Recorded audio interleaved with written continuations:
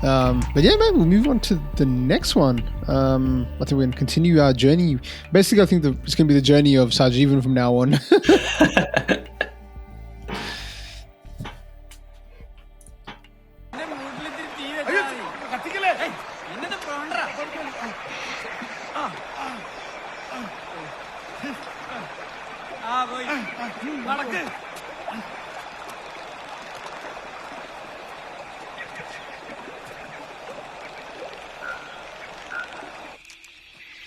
അല്ല ഷാജീവ, നീ എങ്ങോട്ടേക്ക് പോകുന്നത്? നീ മുമ്പ് ഇവിടെ വന്നിട്ടുണ്ടോ? എല്ലാ കാടും ഒരുപോലെ അതിങ്ങനെ പാമ്പിനെ പോലെ ചുരുണ്ട് കിടക്കും. കയറി ചവിട്ടിയേക്കരുത്. എടാ കണ്ടോടാ, യവന് പണിയറിയാം. ഓ അങ്ങനെ.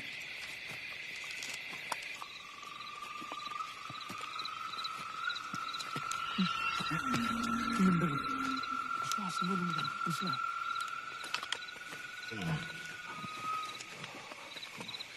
എന്നാ ഒരു കുളിരാ, കാലൊക്കെ കോച്ചി വലിച്ചിട്ട് നേരം.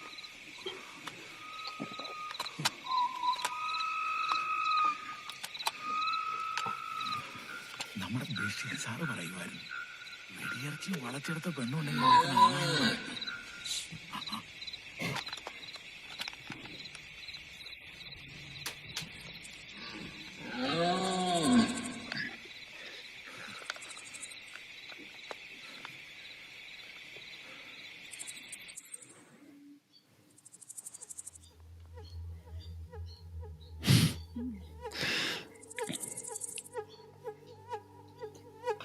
that music. What yeah, is that? man, it's so good.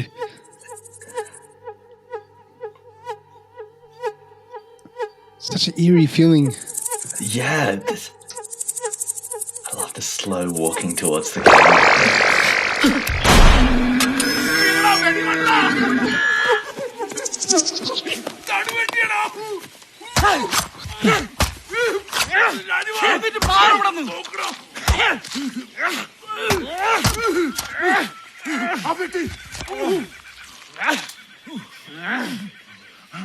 ഭാര്യനോട് ചേർത്തെടുത്ത് താഴത്തോട്ട് വലിക്കും.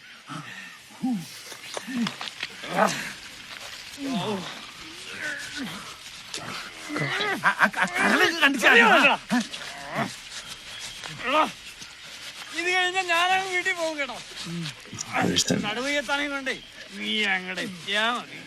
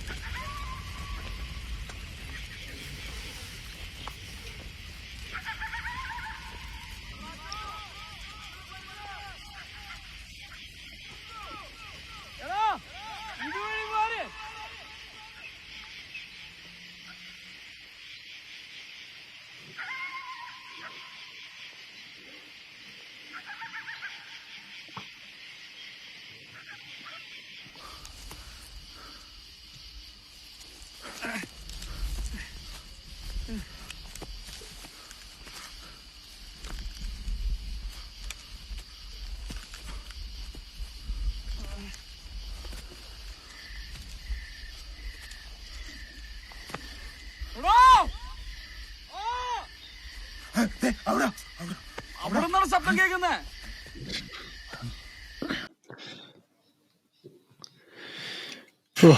What a scene. Man, what a scene. This was the one that really was like, what just happened? Like I really was taken back by this one. Like it was so surreal. It was hard to decipher what actually happened in the scene here, because it was just like, that's why I sort of wanted to break it down and sort of discuss it with you, actually. Yeah. Sort of see if we can sort of understand a little bit, because the aliens do play a key role to this, and obviously, I think we're going to talk about the theories about what we think they might be in sort of the whole time loop thing and sort of what this world is, but they only appear in his dreams, it sounds like. But in this case, I think I don't know if they're actually there in this case, because they're obviously influential. Yeah. They're critical because he responds to them in real time, and he shoots at something and he kills the game that they're hunting. So, I don't know. I still don't understand if they're real or not, or whether it's just he who perceives them. Definitely. I think they are. I think they are real in terms of like this world, but I don't know if, because it's so But as I said before this, we'd seen them in his dreams, it felt like. Yep. But then I question whether even dreams, like at Who's to this say? point, Yeah. you know, that's the part about this movie that's so trippy. You have to question basically everything that you might perceive as something else. Because like, did that actually happen? Yeah, it actually happened. It wasn't just his imagination. As surreal and as wild as that might seem. But I mean, even the way that's done, you're exactly right. We're talking about it. How well was that just shot? Like just the music and them coming in from a distance. These lights. That's all we see. Yes. It's 4 lights coming in slowly until a point where it just snaps and you're like, that's what? Right. There's like glitch effects and there's a spiral thing in the middle as well to just represent Churuli again. Exactly. It's one of those things where like it doesn't need a big budget to produce these kind of effects, right? These aren't like insane looking aliens that you need CGI or anything. They could just be people in glasses with some lights on the side, and yet they achieve the same effect, right? As well as with the glitches and all. You don't need a whole lot to create the right atmosphere if you've got a masterful director like Lilo Jose Pellissery, and it's beautifully done. This is another scene where I just think the forest plays such a like integral part, right? Because in the nighttime, it feels even more like a foreign world, right? There's the light from the stick that they're burning, but then there's these fireflies that seem to be whirling around constantly. Are they real? Are they not? It's unclear. And then in the darkness, you're as disoriented as Sajeevan and Anthony are. And I guess the realness of the vastness of the forest becomes so clear to you. It's no longer this safe, inviting place like the toddy shop. You appreciate that they're in this vast place and they are lost. And that signals kind of the fact that they're going to continue to get lost and trapped in this place for the rest of their time here. So this forest just has this split personality that is, I think, shown in full relief in this scene. No, the forest itself is a character of its own. Like it's got its own story basically, and what it sort of does as well to basically involve all the characters that are there. And we see sort of, you're right, the vastness, and you like, I mean, the dread and the nightmare of being stuck in like a forest in the nighttime, like it's horror stories, man. Like just like to have those guys just lost there, and we see it play out for quite a bit after that. But it just adds to, again, the ominous dark feeling of this movie. There's like a dark overtone, and it keeps being brought back to the surface in different kind of ways. We saw, you know, the slapping scene before, and it's like, how bad was that? That's just viscerally brutal. We saw the swearing at the start, which is just like out of this world. Then we see stuff like this, a hunting game, but they're hunting because they were unsuccessful in their previous attempts. Yeah, that's a good point. And this time they're sort of coming here, and it's nighttime. You see how dark it is and how scary it is, and you know, it's just not a pleasant place at all. And they don't really. That's consistent throughout the whole time. Like, you know, there's not one time when it's even feeling like it's positive, even though there's a church scene, which is a whole thing in itself. Which I didn't really include in those scenes, but that church itself was very, because obviously there is, you know, as we know, there's sort of a high up. This refers to Christianity in some way or the other with sort of the concept of hell. So having a church in hell itself is kind of strange. This place feels sort of criminal, but there's obviously some message that Lijo is trying to express through that, I think, as well. But yeah, man, it's just there's so much to like about the scene, but it is one that if you want to describe this movie as a, you know, mind-bending experience, this is one of the scenes you point to, I think. This is 100% one of them. Yeah, this is one of the ones that are the most surreal. The magical realism thing that you're talking about before is in full effect in this. And can I also just observe how kind of random it is watching it now for the second time that Sajeevan is leading the hunt? Like, since when did he become like an accomplished hunter? Even the kind of village hunter guy is letting him like take the reins, and you're like, okay, how has this happened now? Is this like, does he know this village? Does he know this kind of lifestyle previously? Exactly. So just reflecting on that, seeing it for the second time. No, they did a point to that again, a little bit like, you know, it sounds like he knows this place and stuff like that. He sort of does deflect it by saying all forests are the same, but you know, he obviously does. We know, you know, there's he's sort of been here before, as sort of that's been alluded to by other characters as well. But I see, because I think at the start when we saw him, he wasn't the leader, but I think after the slapping incident, it seems like he progressively changes and he gets more aggressive even throughout the time. And we see that beautifully done subtly throughout the entire time. But him taking the lead when he wasn't even hunting with them last time. Right? Like those who went off on their own, and then they've got like, you know, the veteran hunter, whoever he is, he was basically thrashing Anthony for basically being the reason why they like 5 days or something. Correct. Without any meat. But yeah, man, let's continue on. Let's do it. All right.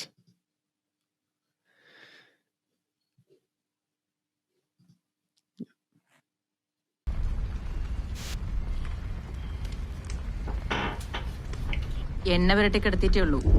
ചികിത്സ കഴിയാൻ നേരം വെളുക്കും. നാളെ കാലത്ത് നീ അപ്പുറത്തെ മുറിയിലോട്ട് കിടന്നു.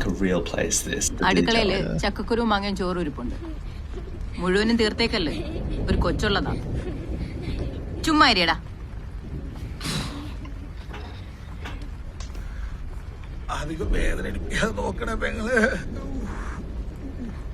ഒന്ന് കണ്ണടച്ച് തുറക്കുമ്പോഴേക്കും എല്ലാം ശരിയാവും. ആ അടുപ്പിലിരിക്കുന്ന മരുന്നൊന്ന് തിളച്ചോട്ടെ.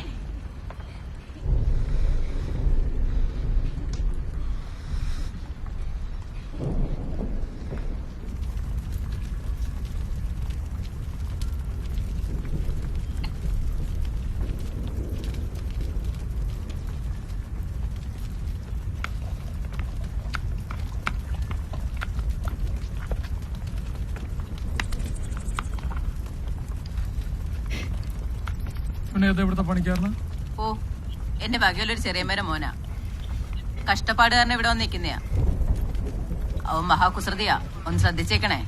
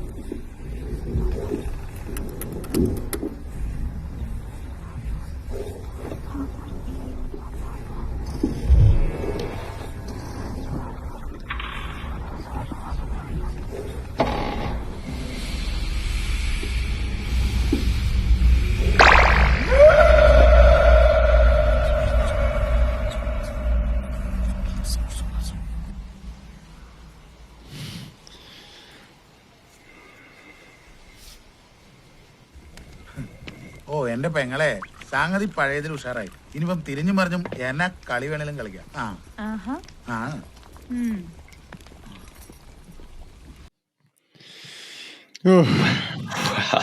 That's almost peak trippiness. Oh yeah, definitely, man. Like this one was like, it is like art house cinema at this point. Like, good point. Yeah, you're going just basically somewhere else. Like this scene was like, it's just a whole bunch of images and sounds, and you have to basically try and decipher everything that's going on. Yes. But I did want to include this scene a little bit because this character is so crucial in the whole story. I think. As to what sort of means the place, and also the female characters a little bit. There's not many of them, but they're all portrayed as really strong. Crucial characters. Because the other lady as well, who's I think she's the wife of Joju George Tilikan. Basically, when he comes back, she's very sort of strong, and she's always like basically telling them to sort of stop doing whatever they're doing. Like she's got the last word. Yes. But yeah, man. I mean, this is another one of the scenes I just like, what? Like, there's obviously some kind of ceremony happening, and I think it does come into play later on. Yeah. But yeah, man. What do you think about the scene? I mean, I was just watching it in more detail this time, and like I didn't kind of pick up on all the fact that she's chanting something throughout the whole sequence. You don't hear what it is, but she's like sitting there and she's chanting something at him, and it is evoking some kind of trance-like state, or he's being enchanted through this process. I don't know exactly what's going on, but you're leaning more into the motives of kind of the supernatural or the sci-fi elements in this scene, and that just kind of ratchets up in the last third of this film. But it also kind of links perfectly back to the slapping scene when Shajivan actually sees those red lights or the red lanterns. It all kind of fits into place here that he has either been here before or he's foreseeing this in the future. And it just goes to, again, highlight that this film warrants a second or third viewing or more, potentially, because there's just so much lace throughout it from start to end that even just watching these short snippets, I'm seeing things I haven't seen before. So it's amazingly well done. And I think this village healer lady, she carries herself with such poise and is so respected by all of the men in that village, which I find very interesting because I guess the men are all very, crude, and, they say, to be a real man, you need to hunt and be with a woman or something. You would think that it wouldn't be a very safe place for a woman, or women would be very meek in this society. And yet they are as strong as all of the men, right? So that is very surprising here, that they are not treated as second-class citizens. They are as powerful, in fact, more highly respected, because they're able to stop men doing things that they otherwise might wanted to do, or tell them to do certain things. It's a good point. It's beautifully done, and just the hypnotic effect of that whole sequence. I think one of the aspects of this film is that you feel disoriented. I think the entire time you never feel like you completely get your bearings straight, much like the characters, they're in the village for, 5 minutes and they're like, feels like we've been here a long time.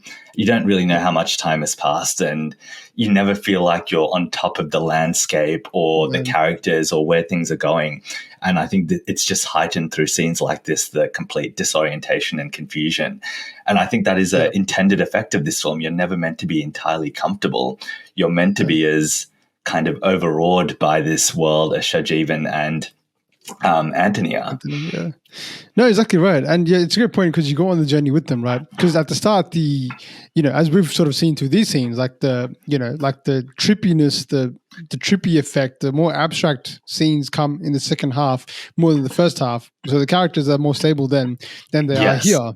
Yes. So we sort of go along that journey with them as they get disoriented. So do we in our viewing, because the cinematography and the direction is becoming more and more abstract and less literal.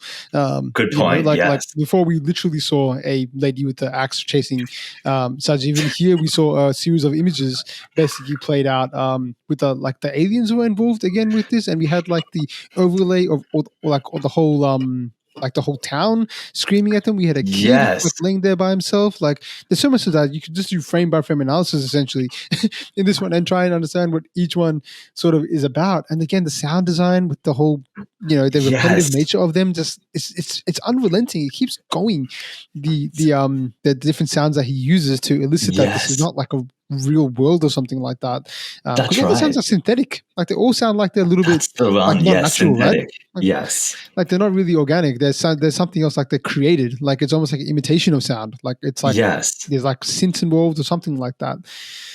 But again, the lighting was fantastic. Like, just that atmosphere he's created within this room, like just with the basically flames.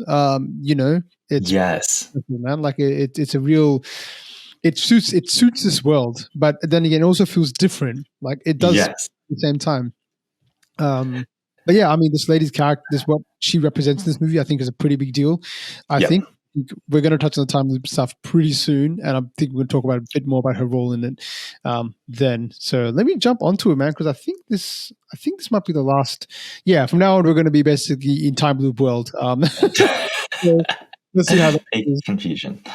Yeah.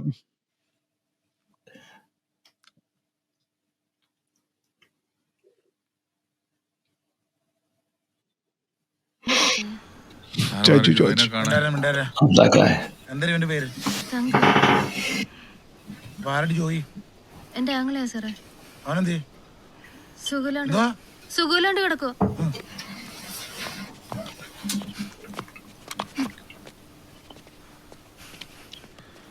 തളർന്ന് കിടക്കോ? ജോയി, നിനക്ക് കാര്യങ്ങളൊക്കെ പിടിയിട്ടില്ലോ? അഭിനയിച്ചതൊക്കെ മതി. കൂട്ടിക്കരശമായി. വാ, എഴുന്നേറ്റോ. സാറേ, ഒരു കൊല്ലായിട്ട് കിടപ്പാണ് സാറേ. കഷായം കുഴമ്പ് മാത്രമേ. എന്നതാ സാറേ ഇച്ചാന്റെ പേരിലുള്ള കേസ്? ഈ മേലാത്ത ആളിനെ കൊണ്ടുപോയിട്ട് നിങ്ങൾ എന്താ ചെയ്യാനാ? ഒരു 10 വർഷം അകത്തെടുക്കാനുള്ള വകുപ്പുണ്ട് പെങ്ങളെ. കാട്ടി കയറി മാന്യമ്ലാവനെയും വെടിവെച്ചതും പിന്നെ ചില കൊച്ചാമ്പിള്ളേരുമായിട്ട് കലാപരിപാടികളും. സാറേ ചില കേസൊക്കെ ഉണ്ട്, അത് സത്യമാണ്. ബാക്കിയുള്ള കേസ് ചെയ്യും പോസ്റ്റാരും കൂടെ തല കെട്ടി വെച്ചാൽ സാറേ. ക്ഷമിക്കും സാറേ, ഈ കൊല്ലത്തിന് നടക്കൊണ്ടേ ചത്തു സാറേ. അതൊരു പാവമാണ് സാറേ. എന്തെങ്കിലും ഒരു വിട്ടുവീഴ്ച ചെയ്യും സാറേ. ഒരു കണ്ണുവാട്ടം കാണിക്കും സാറേ. നീ ചത്ത് കിടന്നാലും തളർന്നു കിടന്നാലും നാളെ രാവിലെ നിന്നെ ഇടുക്കൂട് കോടതിയിൽ ഞങ്ങൾ ഹാജരാക്കും. തീരുമാനം കിഴിവെക്കാനൊക്കെ അവിടെ ആളുകളുണ്ട് ജയിലില്. നിങ്ങൾ കൊണ്ടുപോടോ മൈരന്മാരെ? നോക്കട്ടെ, മയിലും കൊണ്ടുപോകും. ശില്പിച്ചായോ നമ്മുടെ ജോയിമനെ അവർക്ക് കൊണ്ടുപോകണമെന്ന്? ഞാൻ വിചാരിച്ചു അങ്ങനെ ഉണ്ടാകാ.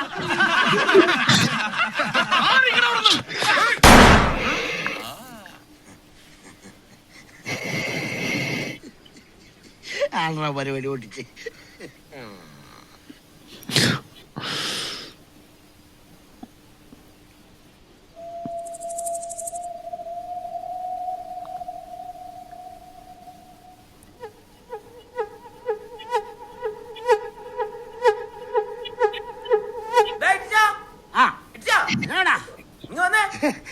ഭാഷ കളിച്ച് ചെവിയുടെ ഒരു കഷ്ണം പോയത്.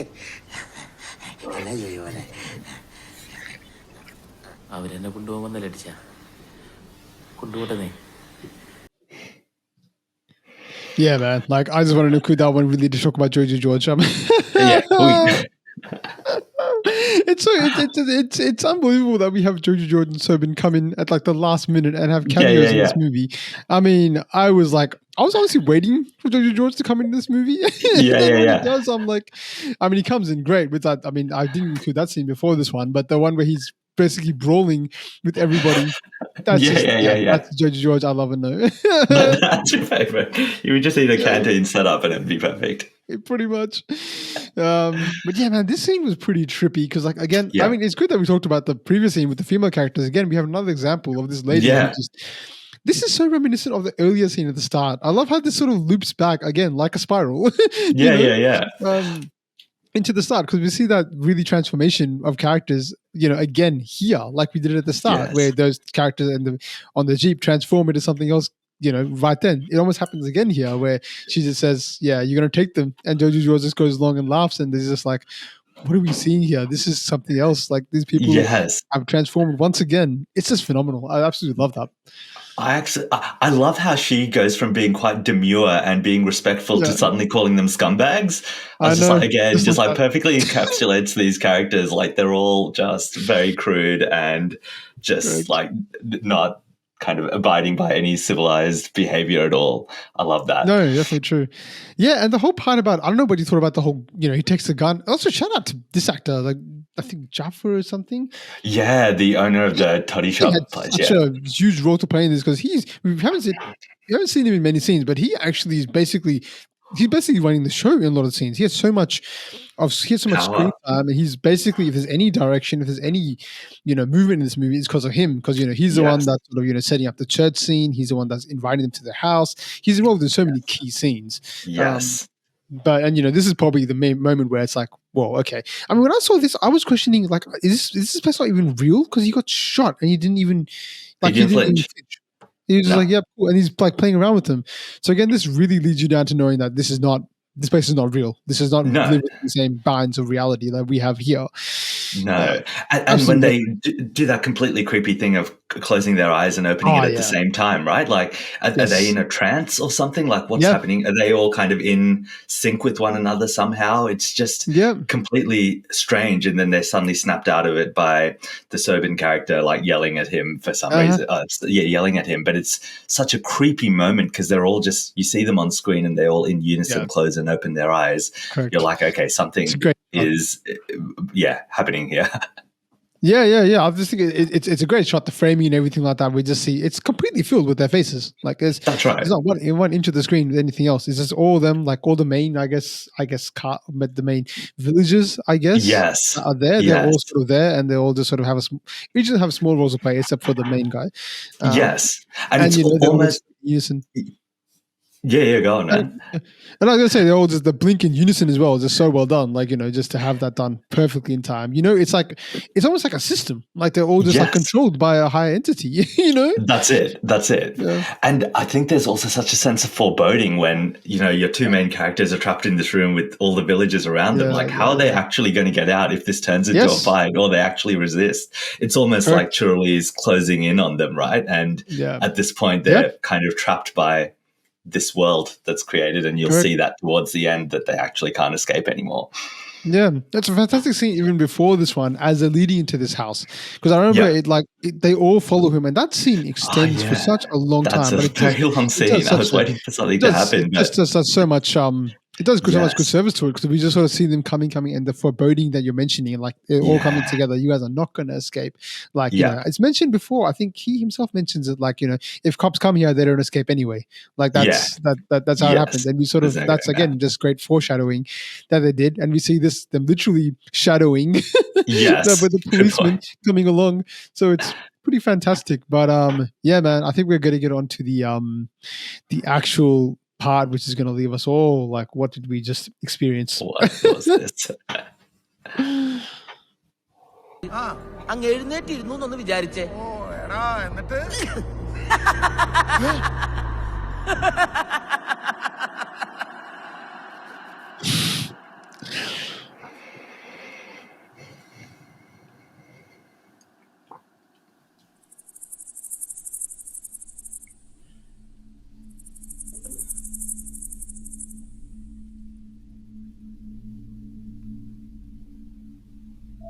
See again.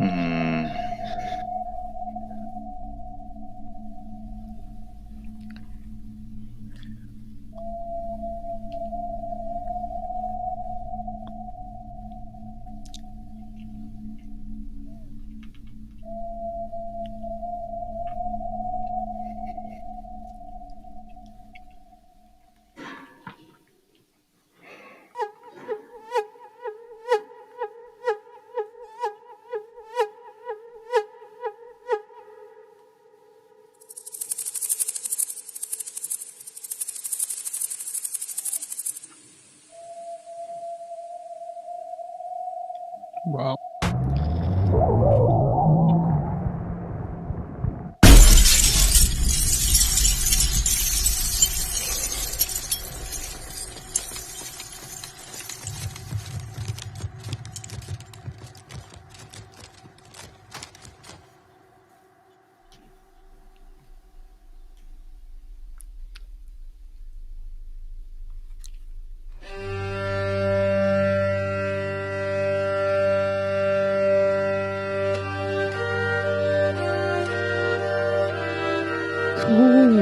The music.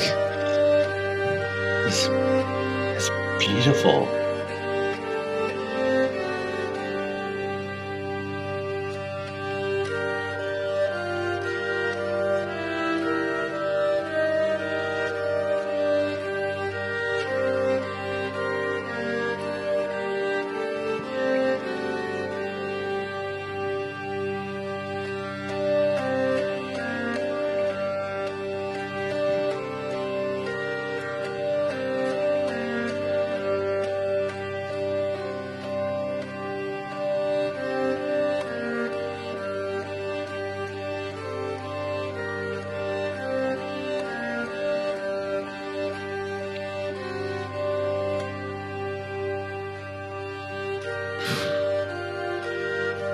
That's a beautiful shot.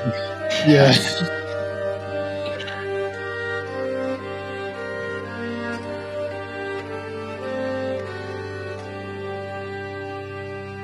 Wow, man. Holy shit. Just breathtaking. It's just amazing.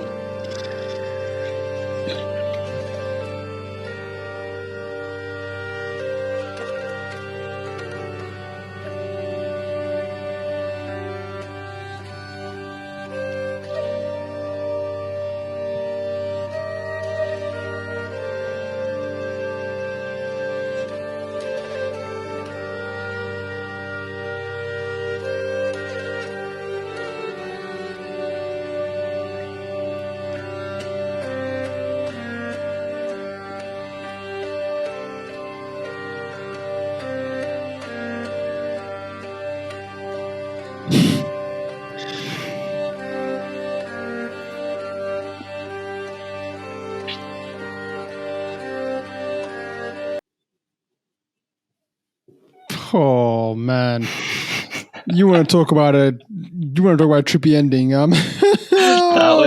That is as impactful as when I first saw it. I'm still incredibly confused, but also like, wow, what a sequence! That's the thing about it. It's like there's that there's you're one at the one time at one moment you're kind of like, what did I just experience? I don't quite understand what has happened here, but at the same time you're like, holy crap, that was beautiful. Like, the way that was done and the way it was shot, just the cinematography once again. He's not somebody that uses CGI much of things like that, so I'm not sure how he created that. Maybe some of that was involved, but I don't know. It looks so authentic and real. Like it wasn't an overuse of CGI at all. Like it felt like it was so.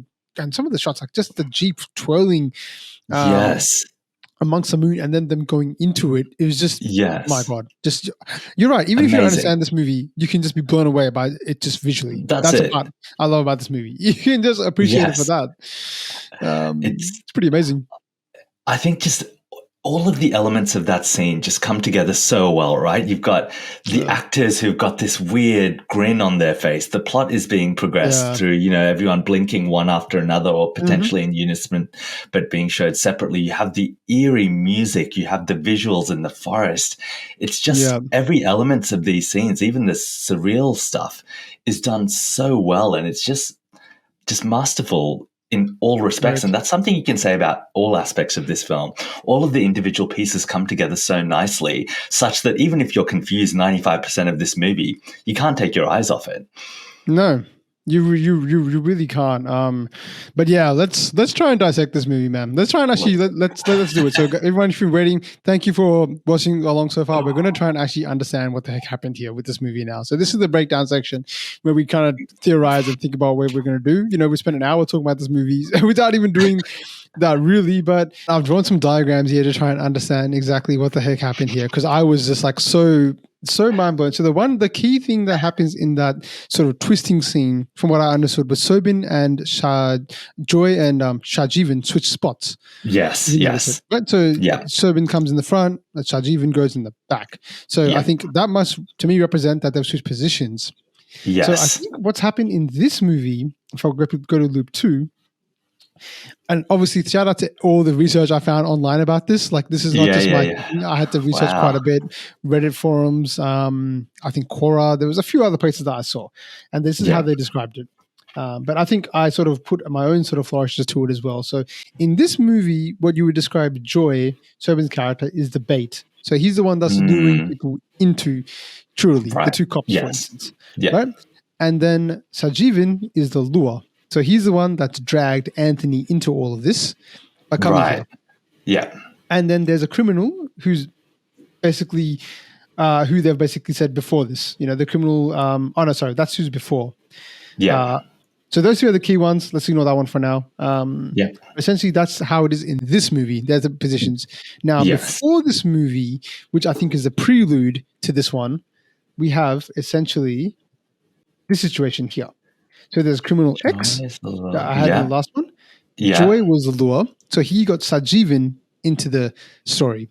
So he lured Sajivan into Churuli. And he then changed positions with the criminal and went into the bait position. And the bait goes into Churuli is what I think. I think the criminal... Oh, like a member of the village. A member of the village. Yeah, gotcha. Yes. So he goes into the village and joins Churuli as just a villager. So everyone in Churuli, I think, has gone through this cycle. Yeah, that's what the sort of aliens have created, I guess. Now, with this movie, if I was to do a cycle after this movie, the way I think it would work would be, so Sajivan would then be the bait. And then Anthony, who was a lure, would become...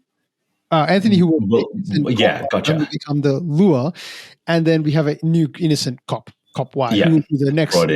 Now, I think the reason why I think that scene with the enchantress, or whoever she is, that performs a black magic ritual or whatever it is. Yes. I think that is basically the process to enchant the innocent or the person that's not been enchanted to then become the lure, essentially. To have this sort of, go through this process of what he goes through, because we see the progression of what happens to Sajivan's character, how he turns into somebody else throughout the process.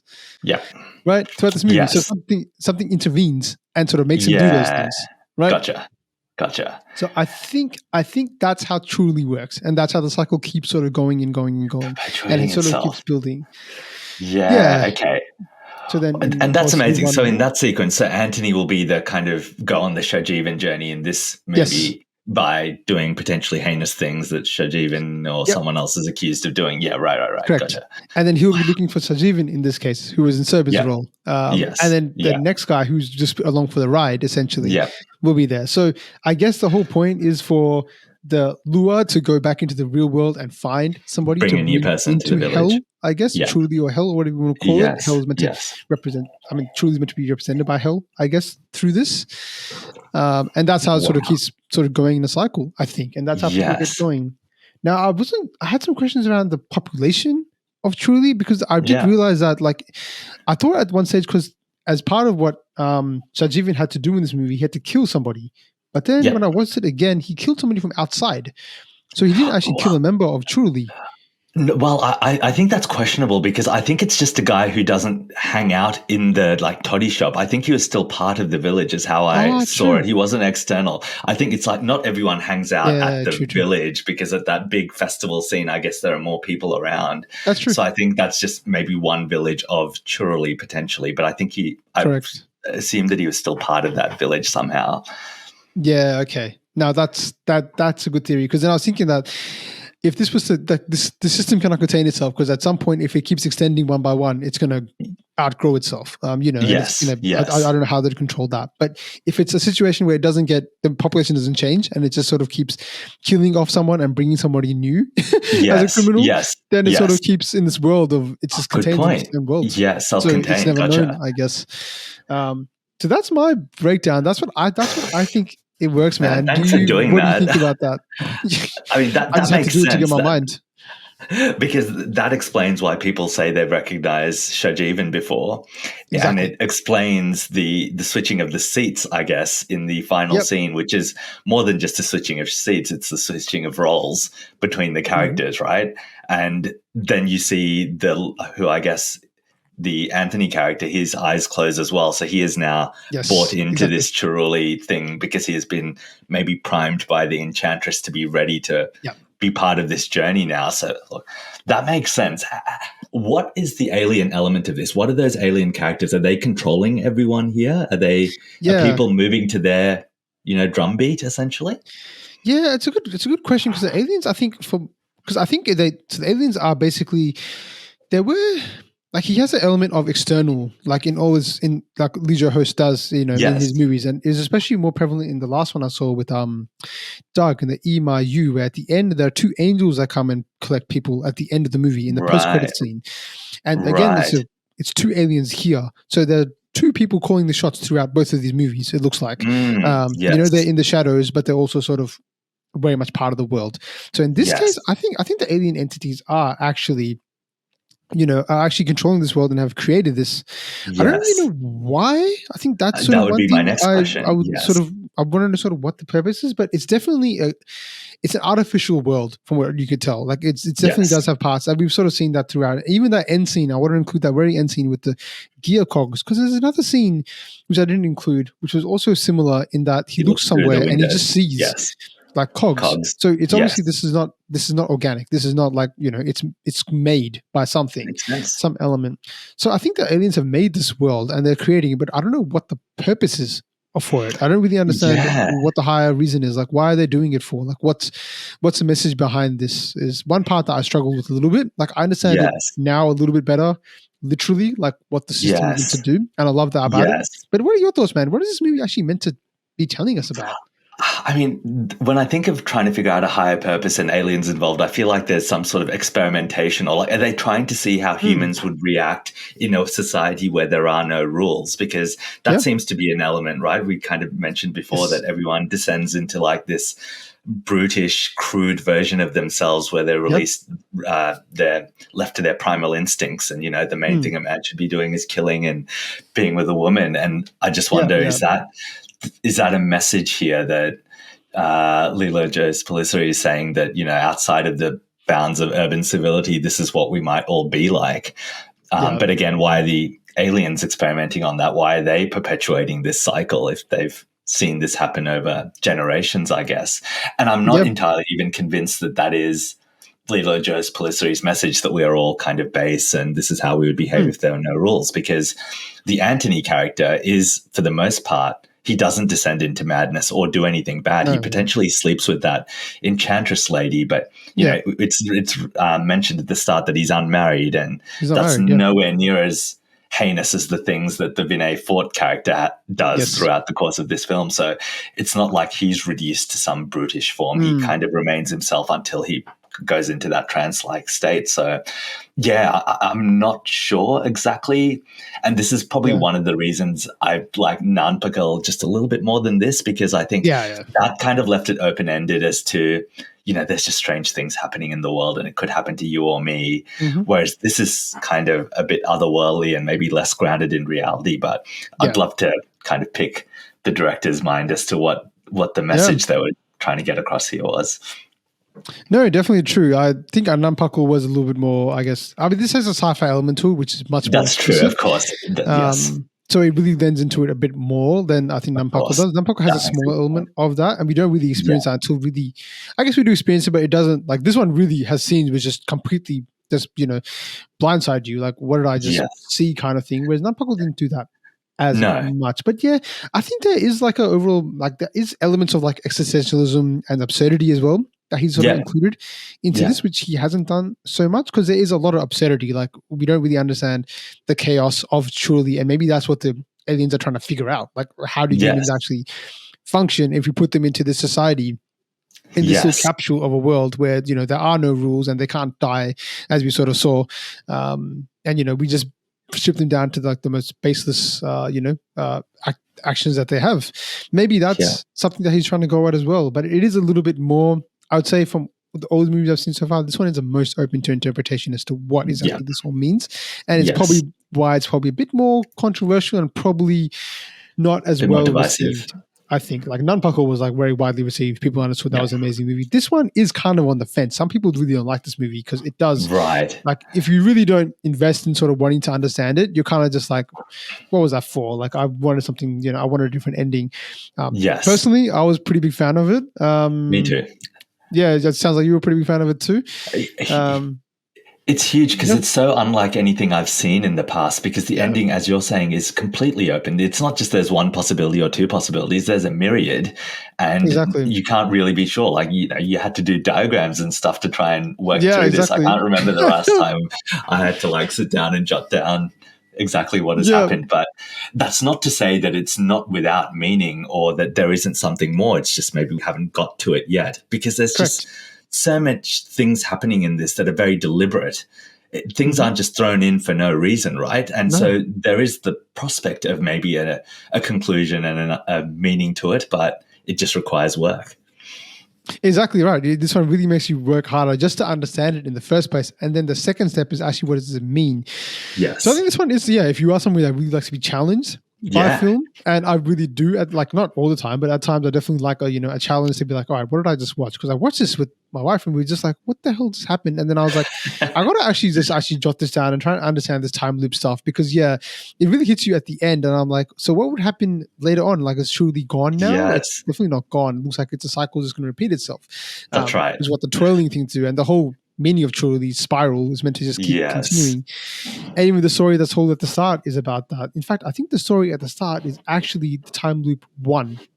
Right. Yeah, that's what the first time loop is. Gotcha. Because because the voice at the start of the person who's narrating at the start is the voice of the enchantress, I think. So she's telling the story, and it mentions she mentions Sajeevan. She says, "Did you know Sajeevan about the story?" So that must have been that might be alluding to what happens to Anthony when he's in the trance, like when he's going through the process. Right. He's told the story in his dreams to then prepare him for his next phase when he comes in next. Oh, wow. All connected. Yeah. That's incredible, man. So my mind is just a little bit blown. Yeah, man. It's a pretty impressive movie. But yeah, guys, this has been so much fun breaking this movie down, man. This is definitely one of the more fun ones. I'd love to know what people's thoughts are, their theories. Absolutely. A shout out to, of course, Jacob Zakiri. Jacob Zakaria, because I will end this on this quote here, which is very important, I think, for this whole movie. But so basically, Churuli, this is the last step of purgatory and consists of eternal suffering. That's what we saw throughout this movie. Like everybody was suffering nonstop. There's no going back once sinned people have reached this step. This is shown in the movie as infinite loop, where the main characters are trapped in the village and cannot escape. Even if they try and escape, they are still repeating life again, and that's again and again. That's why the main character says, "It seems I'm familiar with the place and have seen it before." The movie is also describes that all the characters in that place are sinner people. Yeah, that's basically what this movie basically describes. And the last step, because the whole journey of these 3 movies is meant to be about purgatory, but this purgatory step, which is the last one, also describes that there are angels who control hell, and I assume that is shown in the movie as aliens. So, right, again, that's sort of the movie that meant to represent alien-like characters and time machine-like thing when he peeps into one of the houses. So, yeah, maybe that's a good point. Maybe it's a time machine. Maybe that's what it is, because it's moving like that. Maybe it's meant to be a time machine. Turning. Yeah, that's a great point. So thanks, mate. This comment's been legendary. Like we're going to talk about, we've used this in all the reviews for his movies because they're just absolutely fantastic. But yeah, man, this was so much fun, Sunny. Absolute blast, man. To dissect a great mind-bending kind of movie. And yeah, thanks for sticking around, everybody, watching this sort of 2-part series. We're really enjoying doing this. Let us know your thoughts. Let us know your theories. We thoroughly enjoyed this movie, and we'd love to know what you guys thought about it. So yeah, been a pleasure, catch you guys. guys on the next one. See you then. So yeah.